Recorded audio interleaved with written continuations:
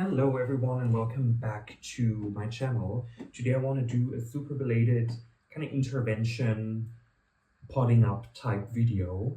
I have been given a bunch of Bulbophyllum cuttings, and if you know this channel at all, I don't do well with Bulbophyllums. They're very hard to grow unless you mount them, spray them daily with water and grow them in a greenhouse. So I find them very difficult in my dry indoor growth space.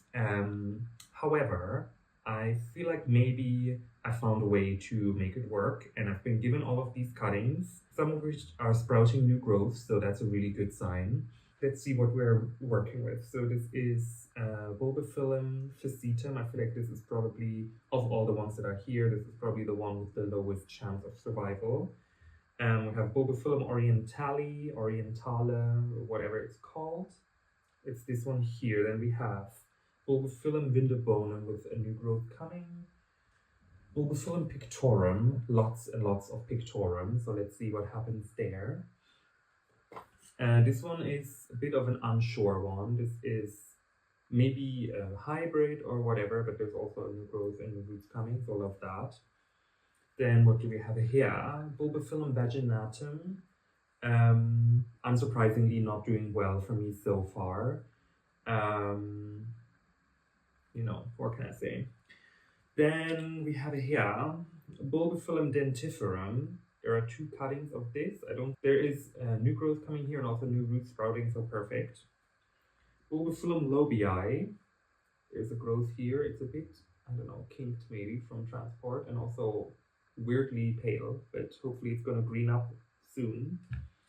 Then we have some cuttings of Bulbophyllum ornatissimum, and all of them have new growth, so that's really nice. And last but not least, this is Bulbophyllum careyanum. There's also new growth coming. I'm planning basically to pot them up in a mix of synthetic, which is synthetic Sphagnum moss alternative, and potentially also add a little bit of leca and or bark here and there, where I feel like maybe the roots need a little bit of air. And also, this is a plant I bought like 5 or so months ago now. It's Bulbophyllum echinolabium, and it basically finished this bulb under my care and then grew this new one, and it's much smaller, and I feel like this plant would just really like to be a little more hydrated. It's in a very loose, well-draining mix, and I feel like maybe something that retains a little bit of moisture would be nice. There are new roots coming here. I don't know if you can tell. I'm not 100% sure I'm going to do this, just visually. But the idea is I'm going to pop them up, I'm going to keep them, and then at some point I'm just going to get back to you and be like, this is what happened with them. So if this sounds interesting, then yeah, stay tuned. Okay, let's just maybe get started with the Bulbophyllum echinolabium. This one I got on the annual trip of the Swiss Orchid Society. We went to Orchidarium somewhere in Vaud, Canton in Switzerland. I forget exactly where it is, but they have really nice greenhouses and I liked it. They also got some Lelias there and so on. And actually never filmed a haul on these. Maybe I should have. Dang, this is so tight. Okay, it's in a kind of mix, I guess, of pumice and bark. And basically, whenever I water it, it's dry again right away, which maybe this plant wants. But I don't want that. So let's see what I can do for it. Don't want to ruin it too much, but right there are some new roots coming on this side and here as well. So I feel like time-wise this is perfect. I cannot wait for this one to bloom. The flowers are so impressive and so disgustingly smelly. They're perfect. Yeah, I think this could fit in here. I want to give it a little more of a shallow container. And right now, honestly, I think I'm just going to put a little bit of synthetic around.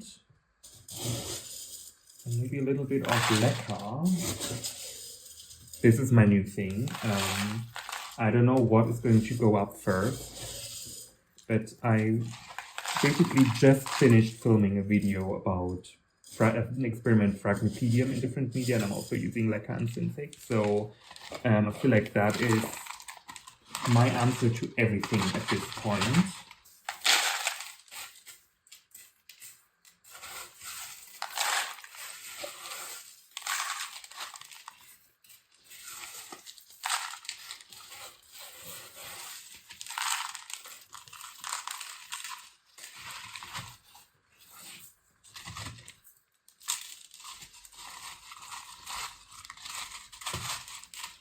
Okay, so this is kind of the idea right now.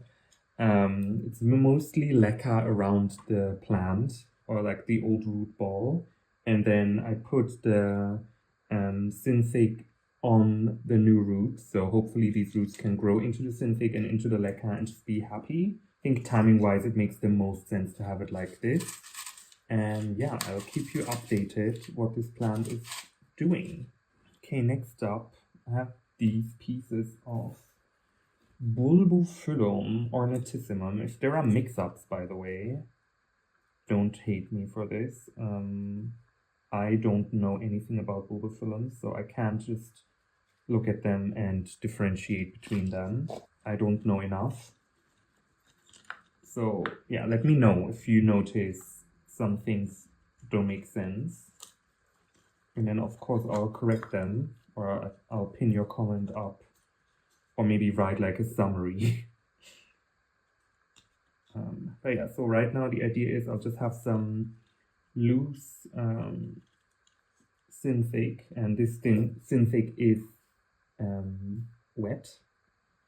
So I pre-wetted it, and I'm just kind of putting it loosely into this pot, as you would with maybe sphagnum moss. And I hope these plants are going to enjoy that. If not, I guess we'll see. Okay, for this one, I'm honestly not sure what to do, because this is the Bulbophyllum facetum. I hope that does not refer to the fragrance. But I feel like there is the possibility for new growth on this bulb here, right? Well, we'll see, I guess. But then the rest, I don't think there's much coming from these ones. So, in a way, I could literally just kind of put it like this and then see what happens. Like, this is gonna be a little annoying to work with, but also I don't want to cut these off because they could still sprout something if this one doesn't. And also there is some water and like energy stored, so I'd rather not give those up. So yeah, let's see. Okay, Bulbophyllum careyanum.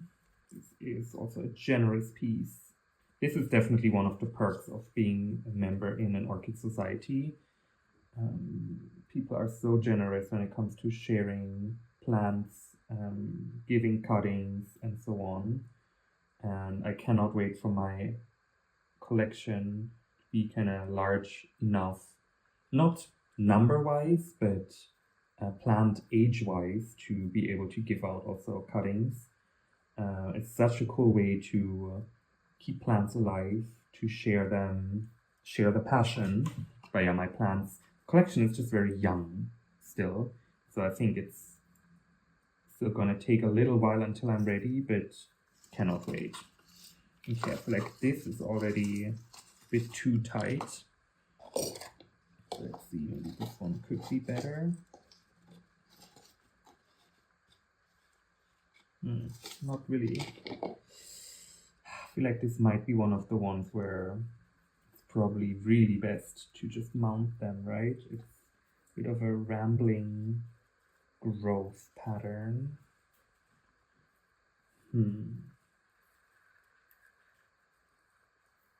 Or maybe this is actually, so this piece is actually not connected to the rest. It's just kind of entangled roots. Right? Yeah, the roots are just kind of stuck down here. Okay. Yeah, I feel like this makes it already a little easier to work with. This one doesn't show any signs of new sprouting. But anyways.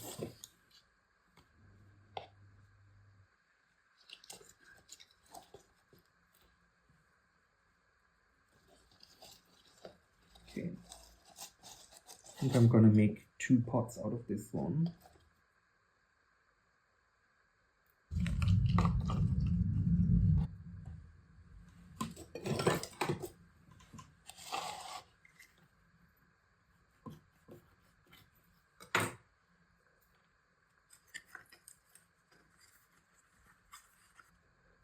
Bulbophyllum careyanum. Okay, it's lobii. This is quite a large one.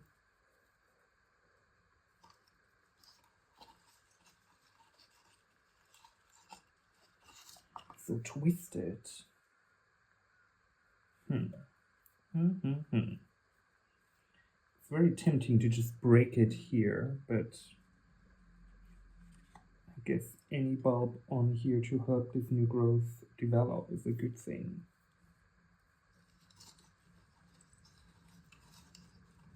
Okay, I think I'm just gonna place it in here like that.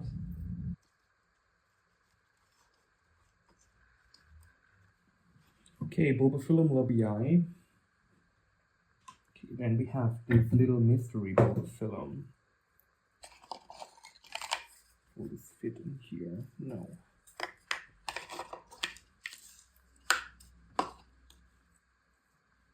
Yeah, this should work. Yeah, I'm just gonna place it on top of this bed of synthic. Maybe put a few strands in between here. But there's a new growth here and here.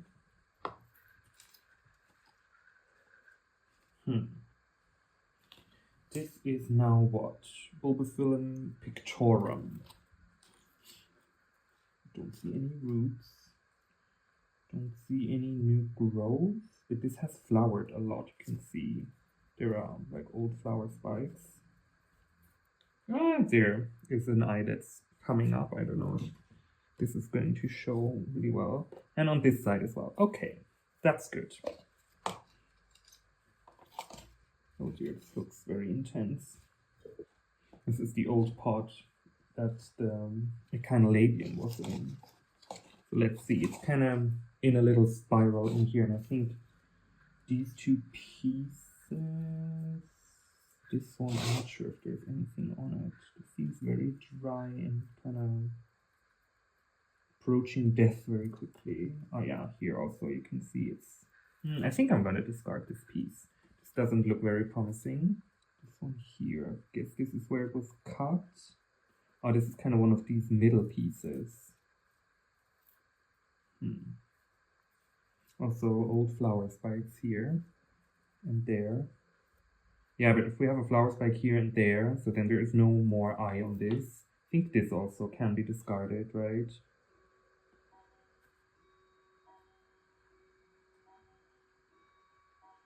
So yeah, I think they always come with 2 eyes, right? So we have one that flowered and one that continued with a new growth. So yeah, I think this can also go.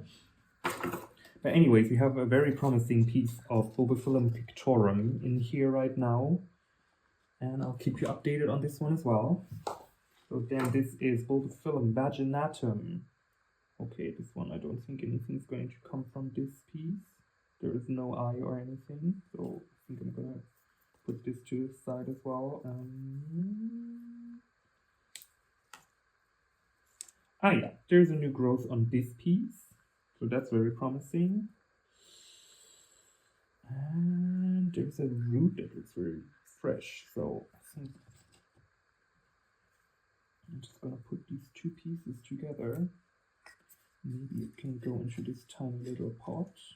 Just for now, right? And then we can see how it develops, and it can always be upgraded. Even though space is really an issue. Been trying to maximize space, but you know, allegedly keeps expanding. I don't really see that in my room. Okay, Bulbophyllum vaginatum. Let's see, this one is what? Bulbophyllum vindebonum. You can see both eyes are already spent on this side. I don't know if this is actually going to do anything. I'm not sure. It looks like it's not in the best shape. I don't know if I can keep this one in culture. Well, maybe this eye here could sprout something. Let's see.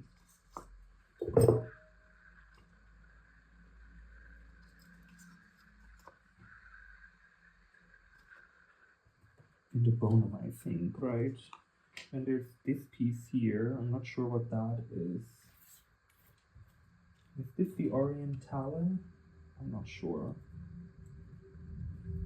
There are new roots on this one, and I feel like there is potential. I see potential. So let's just put it in here.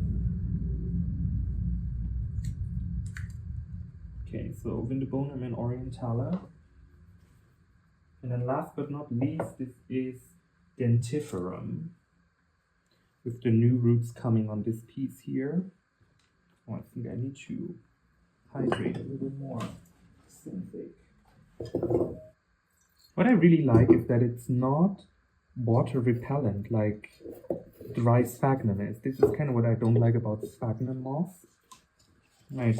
I mean, first of all, obviously, habitat destruction and like the environmental impact of using sphagnum moss is really not ideal. Let's just put it that way. But like that aside, if it dries out, which happens in my collection regularly, it's water repellent initially, so you have to kind of soak it up a little, and then it might actually rehydrate, and that's a bit annoying. But it seems like this synthetic material doesn't do that. Synthetic is also so hard to say when your native language is German. Like synthetic, like who came up with this?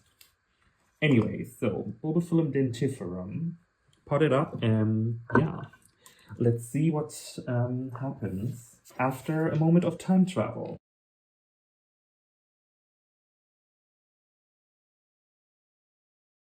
Hello and happy new year, 2025. Woohoo! Okay, it's been around 7 weeks since I decided to repot the bulbophyllums into synthetic as a new media, and right off the bat, I have to say I'm really happy with how things developed. Not a single one of the plants died, so that's always a great start. But I feel like they've been doing pretty well, actually. I can see that all the new growths that were started were continued, nothing was dropped, and furthermore, we see lots of new roots, and that's always a great thing. When we look at the Bulbophyllum echinolabium, which is the only one that received a different type of media, for sure, again, we can see a lot of action on the root front, and I'm really excited to see how this plant is going to continue developing. I feel like just the way it looks right now, this might actually be like mature enough to flower. So yeah, I'm curious if it will.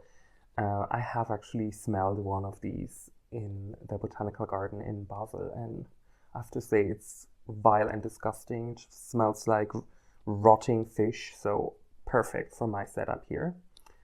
Honestly, the plants didn't just do pretty well in my opinion, but also it was pretty low maintenance for me. And you know, I'm always looking for ways to make growing orchids as easygoing as possible.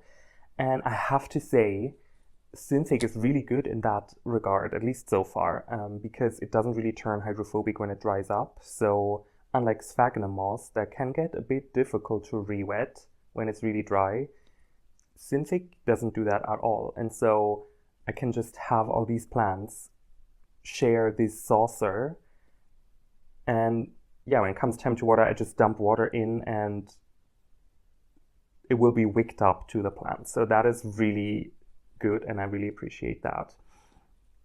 And in fact, I was so happy with this setup that I decided to put other bulbophyllums that I have also into this setup. Unfortunately, due to technical reasons, I can't show you the repot for all of them.